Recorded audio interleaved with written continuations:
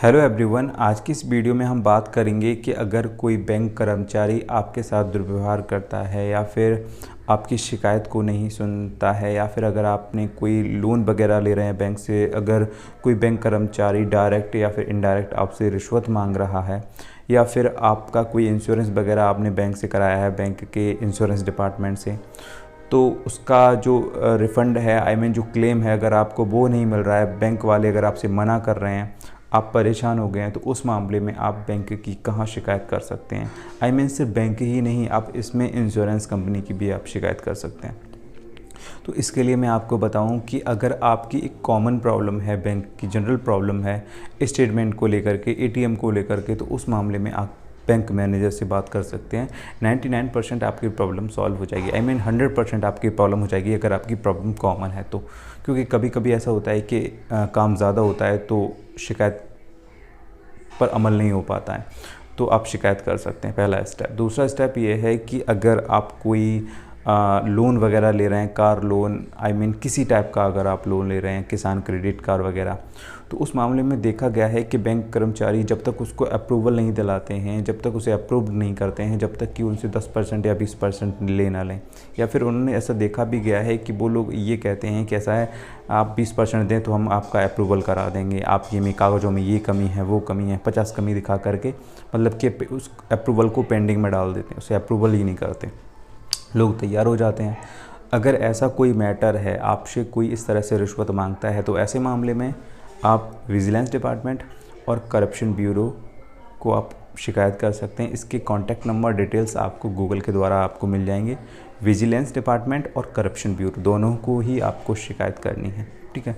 तो वो पूरा प्लान कर देते हैं कि अगर आपसे कोई रिश्वत मांग रहा है तो उसको कैसे पकड़ना है, चाहे डायरेक्ट मांग रहा हो, चाहे इनडायरेक्ट मांग रहा हो, चाहे चपरासी के द्वारा मांग रहा हो, चाहे बाहर के व्यक्ति के द्वारा मांग रहा हो, वो पूरा प्लान करते हैं, तरह से सेटिंग करके उसको पकड़ते हैं। तो ये एक प्रोसेस है। दूसरी बात ये है कि अगर आपने कोई इंश्योरेंस वगैरह ले रखा है या फिर अगर कोई एफडी है या फिर इंश्योरेंस या फिर क्लेम का बगैर पैसा आपको मिलना है, आप बैंक आपको दे नहीं रही है, बंदा एक्सपायर हो चुका है, बैंक ने तब तो कहा था, इंश्योरेंस लिया था, लेकिन अब बैंक के लोग 50 कमियां निकाल करके उस इंश्योरेंस के पैसे को आपको नहीं दे रहे हैं जो भी उसका क्लेम था। तो इस मामले में आप क्या करेंगे? सबसे पहले तो आप अगर बैंक में हैं तो बैंक मैनेजर से आप शिकायत कीजिए। अगर बैंक मैनेजर आपकी शिकायत नहीं सुन रहा है या फिर उसकी अगर नीयत ख़राब है, अगर आपको ऐसा लगता है, तो उस मामले में आप बैंक लेखपाल जो कि एक इंश्योरेंस डिपार्टमेंट में बैठता है मंडल लेवल पे, आप कंफर्म कर लीजिएगा कि आपके डिस्ट्रिक्ट में बैंक लेखपाल बैठता है या नहीं बैठता है, तो वहाँ पर जा कर के आप शिकायत कर सकते हैं। यहाँ पर क्या है कि 99% आपकी प्रॉब्लम सॉल्व हो जाएगी। लेकिन कभी कभी ऐसा होता है कि लेखपाल का जो डिसीजन होता है वो आपकी फेवर में नहीं होता, जो वो कह रहा है, जो भी वो फैसला कर रहा है, वो आपको सही नहीं लगता। तो उस मामले में के बाद आप कभी भी जिला आयोग में एक वकील की मदद से बात दायर कर सकते हैं। यहाँ पर क्या है कि दोनों पक्षों की बात सुनी जाएगी, दोनों ही पक्ष अपनी बात रखेंगे और फिर बाद में जिला आयोग अपना फ़ैसला सुनाएगी। यहाँ पर क्या है कि अगर फ़ैसला आपके पक्ष में आता है तो उस मामले में बैंक को जो भी अमाउंट है वो आपको देना पड़ेगा।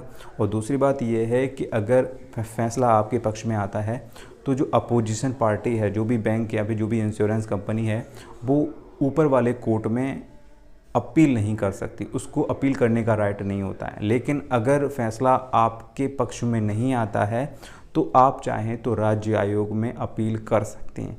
ये आपका प्लस पॉइंट है। तो इस तरह से अगर आपका कोई इंश्योरेंस वगैरह है, कोई लोन वगैरह या फिर किसी प्रकार का कोई भी लेन देन से रिलेटेड, क्रय विक्रय से रिलेटेड कोई भी मैटर है, तो आप जिला आयोग में जाकर के शिकायत दर्ज कर सकते हैं, एक वकील की मदद से बात दायर कर सकते हैं और केस लड़ सकते हैं। इस तरह के केस साल से 2 साल या 1.5 साल के अंदर ख़त्म हो जाते हैं। तो इस तरह से आप कार्रवाई करके बैंक की शिकायत भी कर सकते हैं। अगर आपका कोई क्लेम वगैरह है तो वो भी आपको मिल जाएगा। सो गाइज़, ये था पूरा video. I hope you like this video. अगर फिर भी कोई कन्फ्यूज़न है तो आप मुझे कमेंट बॉक्स में लिख सकते हैं। चलिए, मिलता हूँ एक नई वीडियो के साथ, तब तक के लिए गुड बाय।